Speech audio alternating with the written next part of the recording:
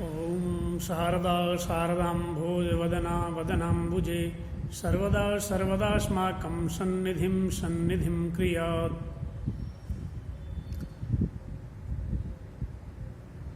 व्याकरणाचार्य द्वितीय खंडे तृतीय प्रश्नपत्रत्वेन वैयाकरणभूषणसारः पाठ्यमानः वर्तते। तत्र धात्वर्थप्रकरणं चलति। तत्र वाक्यार्थं निरूप्यते। पदार्थनिरूपणं जातमस्ति, तत्पश्चात् वाक्यार्थनिरूपणं जायते।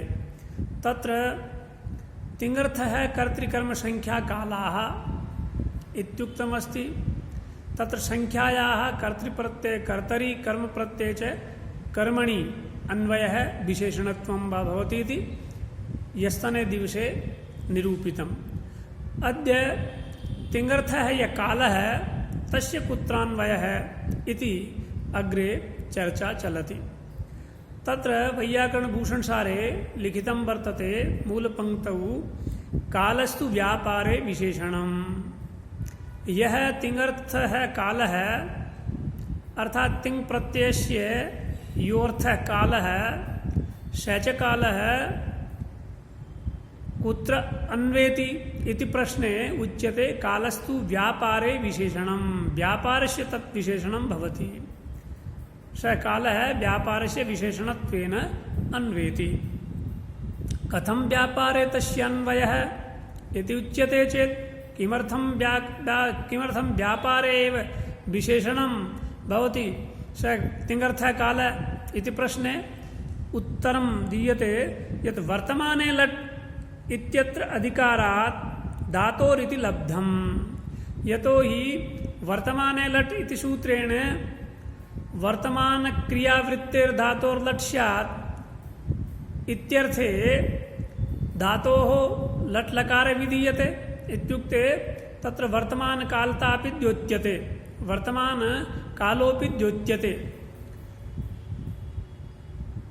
अत्र सूत्रे धातोः इति अधिकार प्राप्तमस्ति, अधिकारात् लभ्यते। धातोः इति पदं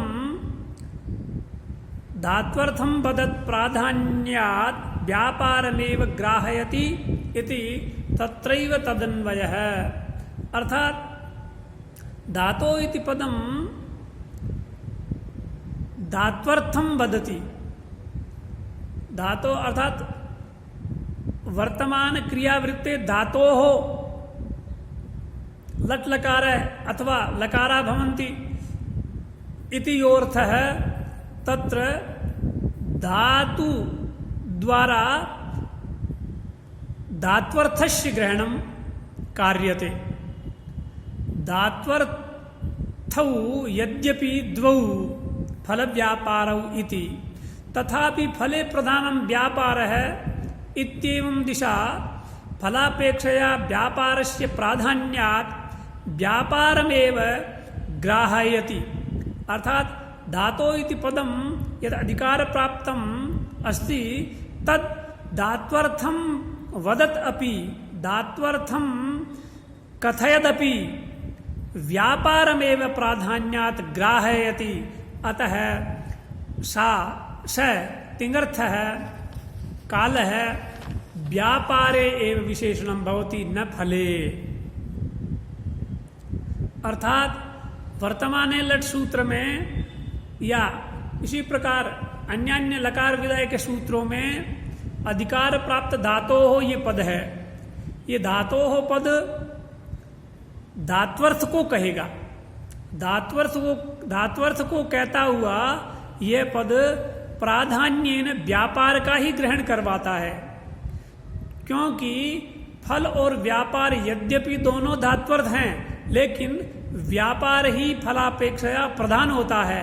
और प्रधाना प्रधानयोर प्रधानस्यैव ग्रहणम, प्रधान का ही ग्रहण होगा, तो यहाँ व्यापार का ही ग्रहण होगा। अर्थात यहाँ धातोः इस पद से व्यापार का ग्रहण होगा।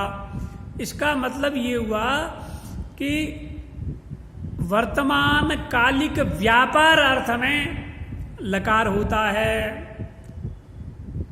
लट लकार होता है। ये काल व्यापार का विशेषण बनेगा। वर्तमान कालिक व्यापार अर्थ में लट लकार होता है इत्यादि रूप से सूत्र की व्याख्या होती है। इसलिए ये व्यापार में ही तिंगर्थ काल विशेषण होगा। ये बात हुई। अब कोई शंका करने वाला कहता है कि अजी तिंगर्थ संख्या का आपने धात्वर्थ नहीं, तिंगर्थ संख्या का तिंगर्थ कर्ता या तिंगर्थ कर्म में ही अन्वय किया था, अर्थात तिंगर्थ संख्या तिंगर्थ कर्ता और तिंगर्थ कर्म का विशेषण बनती है। वैसे ही समान प्रत्योपातत्वात् ये काल भी कर्ता या कर्म जो कि तिंगर्थ है, उस तिंगर्थ कर्ता या कर्म का ही विशेषण क्यों नहीं बन जाता है जैसे संख्या बनती है। ये प्रश्न किया किसी ने, क्योंकि समान प्रत्योपात है, बाह्य किसी अर्थ के पास जाने की जरूरत नहीं पड़ेगी। जैसे संख्या का अन्वय समान प्रत्योपात कर्ता या कर्म में हो जाता है, वैसे ही तिंगर्थ काल का भी समान प्रत्योपात कर्ता या कर्म में अन्वय क्यों नहीं हो जाता है, उसी का विशेषण क्यों नहीं बन जाता है, ऐसी शंका की।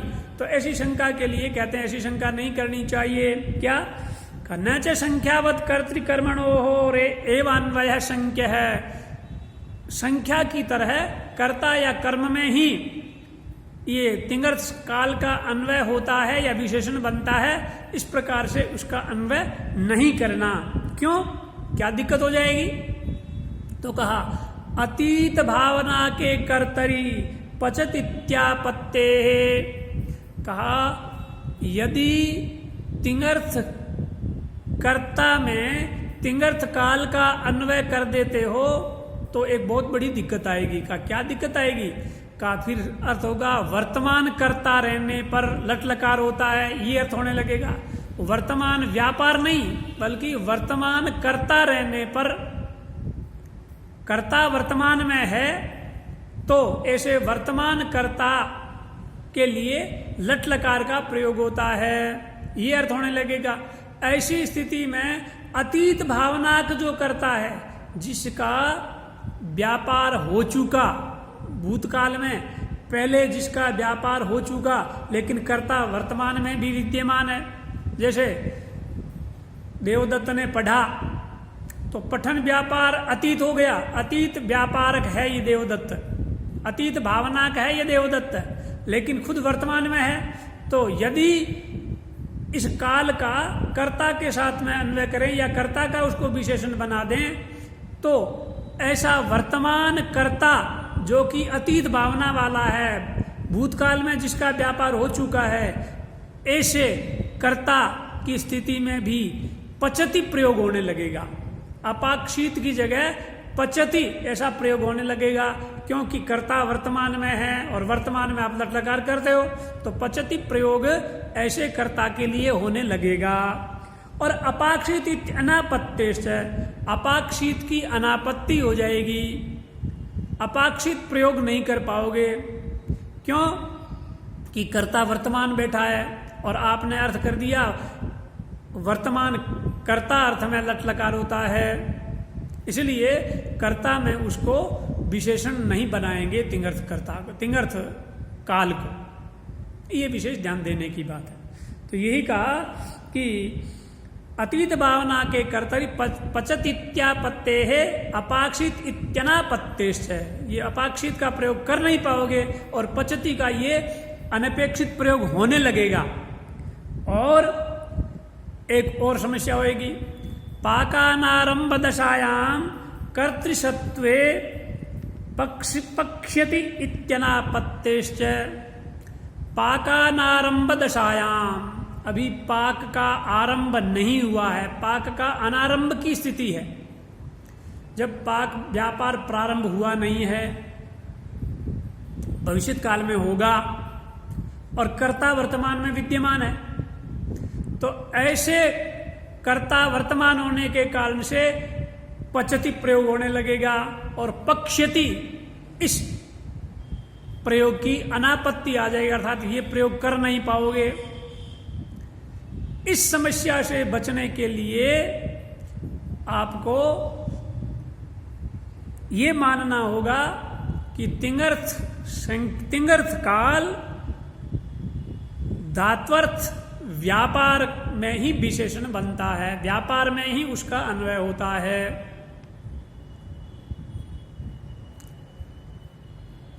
तिंगर्थ काल का तिंगर्थ कर्ता या कर्म में अन्वय नहीं होता। यदि तिंगर्थ काल का तिंगर्थ कर्ता या कर्म में अन्वय हो तो वर्तमान कर्ता रहने की स्थिति में भले ही उसकी क्रिया भूतकाल में हो चुकी है, ऐसे कर्ता के रहने पर पक्षति प्रयोग होने लगेगा, अपाक्षित का प्रयोग नहीं कर पाओगे। इसी प्रकार भविष्यत काल में जिसका व्यापार होना है, अभी व्यापार प्रारंभ नहीं हुआ है लेकिन कर्ता वर्तमान में है, तो वहां पचति प्रयोग होने लगेगा, पक्षति का प्रयोग नहीं कर पाओगे। इस समस्या से बचने के लिए आपको ये मानना पड़ेगा कि तिंगर्थ काल का धात्वर्थ व्यापार में ही अन्वय होता है, अर्थात धात्वर्थ व्यापार का ही वह विशेषण बनता है।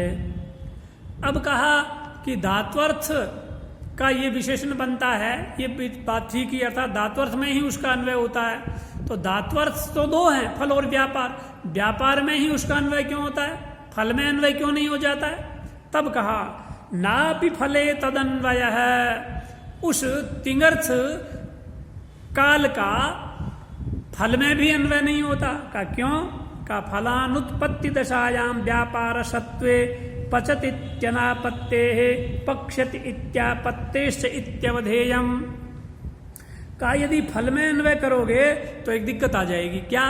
का फलानुत्पत्ति दशायाम व्यापार सत्वे, वर्तमान काल में जो व्यापार आप कर रहे हो पचति, इस व्यापार तो वर्तमान है और फल अभी पैदा हुआ नहीं, फल आगे होना है।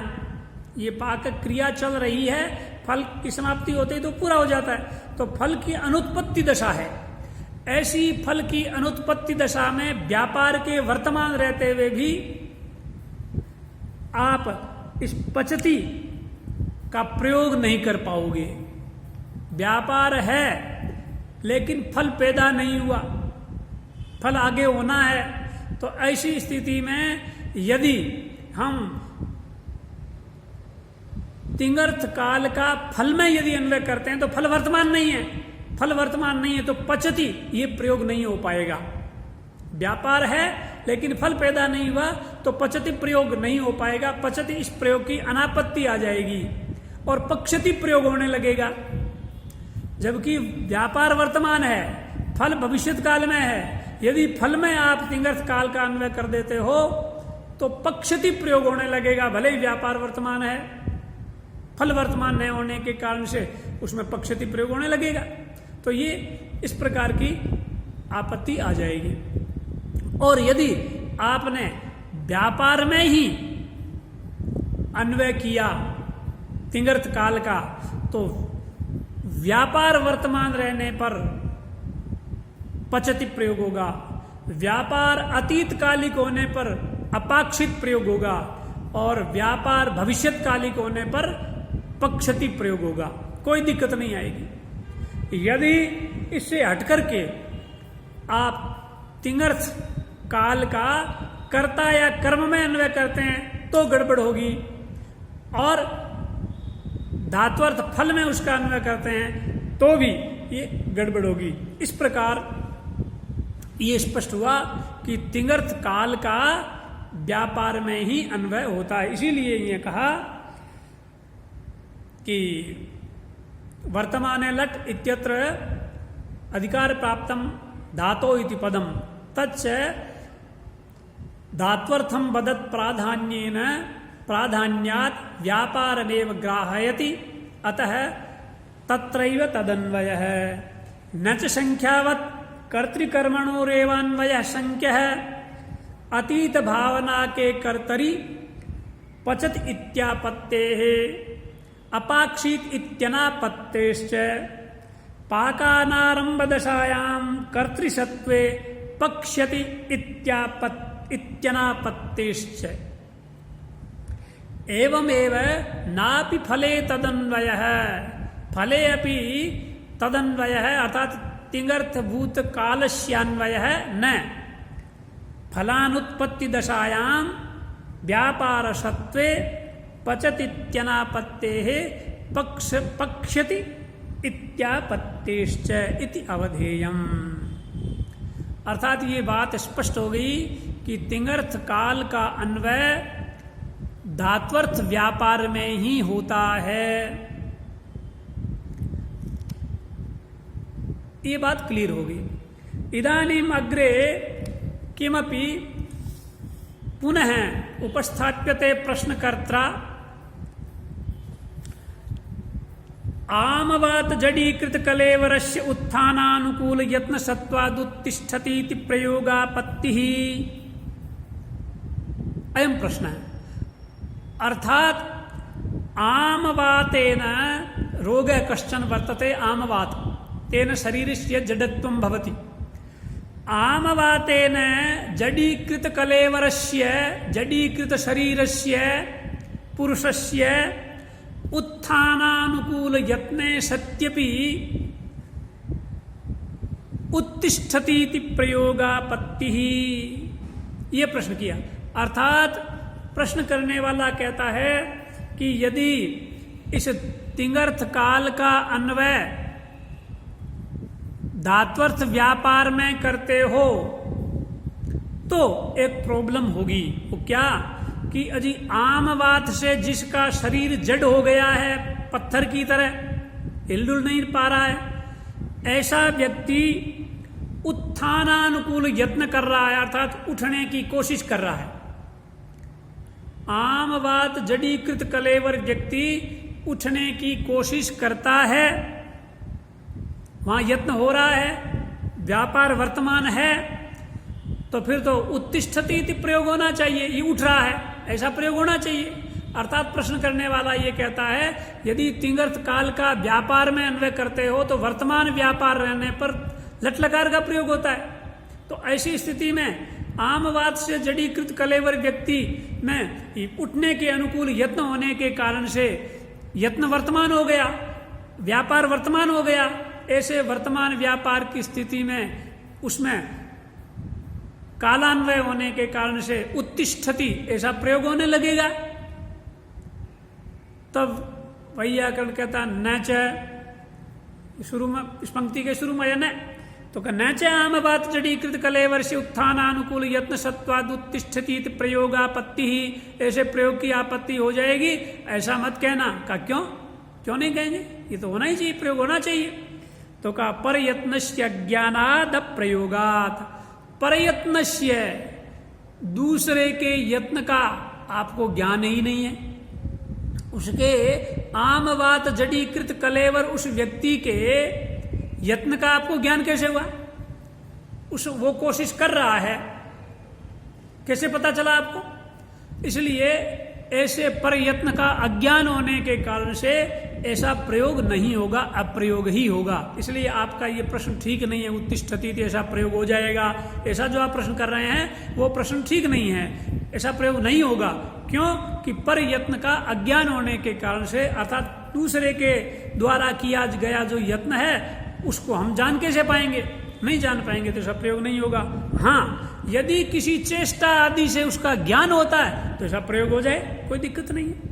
किंचित चेष्टादिना तदवगत उच्च अयम उत्तिष्ठति सत्य भावात फलंतु न जायते इति लोक प्रतीते इष्टत्वात्। अर्थात यदि किन्हीं चेष्टाओं से वो आमवात जड़ीकृत कलेवर व्यक्ति बिस्तर पर एकदम पत्थर की तरह पड़ा है, शिला की तरह पड़ा है, लेकिन यदि किसी भी प्रकार की चेष्टा से यदि ये ज्ञान होता है कि ये व्यापार कर रहा है, यत्न हो रहा है, तो हम कह सकते हैं अयम उत्तिष्ठति, ये उठता है, किंतु शक्ति भावात फलंतु न जायते, शक्ति के अभाव के कारण से ये फल पैदा नहीं हो रहा है, अर्थात उत्थान हो नहीं पा रहा है।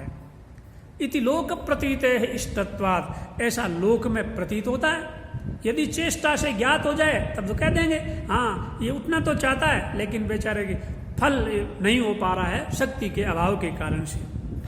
एवंच, इस प्रकार ये बात क्लियर हुई। एवंच तिंगर्थो विशेषणमेव, ये तिंगर्थ है वो विशेषण ही है। अर्थात तिंगर्थ कर्ता व्यापार में विशेषण, तिंगर्थ कर्म फल में विशेषण, तिंगर्थ संख्या तिंगर्थ कर्ता या कर्म में विशेषण, और तिंगर्थ काल धात्वर्थ व्यापार में विशेषण। इस प्रकार तिंगर्थ सारा का सारा, तिंग के जो चार अर्थ बताए कर्तृकर्म संख्या काला, ये चारों के चारों विशेषण ही है। इसी बात को कह रहे हैं एवंच तिंगर्थो विशेषणमेव भावनैव प्रधानम, भावना ही प्रधान है, व्यापार ही प्रधान है। तो कहा व्यापार ही प्रधान है, भावना ही प्रधान है। ये कैसे? सामान्यतया प्रत्ययार्थ की प्रधानता होती है, प्रत्यय के अर्थ की प्रधानता होती है, और यहाँ प्रत्यार्थ है कर्तृकर्म संख्या काल। प्रकृति प्रत्ययो सार्थम रूतस्तत्र प्रत्यार्थस्यैव प्राधान्यम भवति। प्रकृति और प्रत्ययार्थ को मिलकर के कहते हैं, और उसमें प्रत्ययार्थ की ही प्रधानता होती है। ये सामान्य नियम है सब जगह।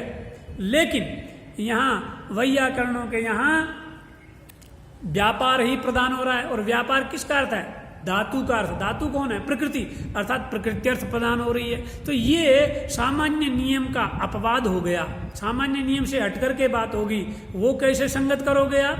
ये प्रश्न होने पर कह रहे हैं यद्यपि प्रकृति प्रत्ययार्थयो हो प्रत्ययार्थस्यैव प्राधान्यम अन्यत्र दृष्टम, अन्यत्र सर्वत्र शास्त्रे अथवा सर्वेषु शास्त्रेषु प्रत्यार्थस्यैव प्राधान्यम दृश्यते, अथवा अन्यत्र सर्वत्रापि शब्देषु प्रकृति प्रत्यार्थयोर मध्ये प्रत्यार्थस्यैव प्राधान्यम अजादि शब्देषु तिङन्त पदेषु तत्र तद्धित पदेषु एवं कृदन्त पदेषु सर्वत्रापि प्रत्यार्थस्यैव प्राधान्यम दृश्यते। तथापि अत्र तिङ् विषये आख्यात विषये तिङन्त स्थले भाव प्रधानम आख्यातम सत्व प्रधानानि नामानि इति यास्क वचनात् इति निरुक्तात् भूवादि सूत्रादि क्रिया प्राधान्य बोधक भाष्याच्च धात्वर्थ भावना प्राधान्यम अध्यवशीयते।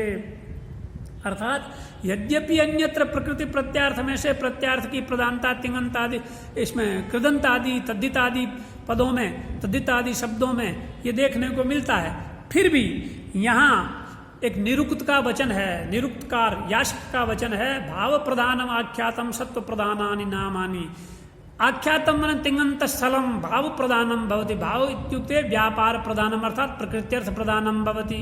सत्व प्रधानानि नामानि, नामानि सत्व प्रधानानि। अथ च भुवादयो दातवा इति सूत्रस्य भाष्यमपि क्रिया प्राधान्य बोधकमेव तद् भाष्यानुरोधात् अपि व्यापार